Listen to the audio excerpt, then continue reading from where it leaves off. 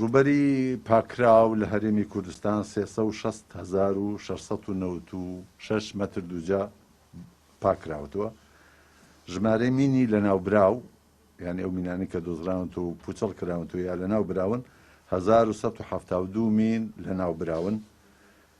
ژمارەی پارچەی تەقەمەنی واتە گول لە تۆپ و هاون و ڕۆکێتەکان کە دۆزراونەتەوە 7300 پارچە تەقەمەنی لە ناو براون.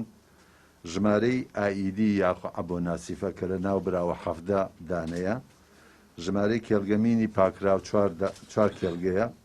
ڕوبەری شەڕگا کە پاکراوەوە لە تەقەمەنی 679 مەتر و 386 مەتر چوارگۆشە بووە. بەداخەوە بەرکەوتوو بە مین و تەقەمەنی لە هەرێمی کوردستان کە هەمویان هاوڵاتیان 18 کەس بووە. لەم هەژدەیە بەداخەوە 10 کەسیان گیانیان لەدەستداوە و 8 کەسیان بریندار بوونە.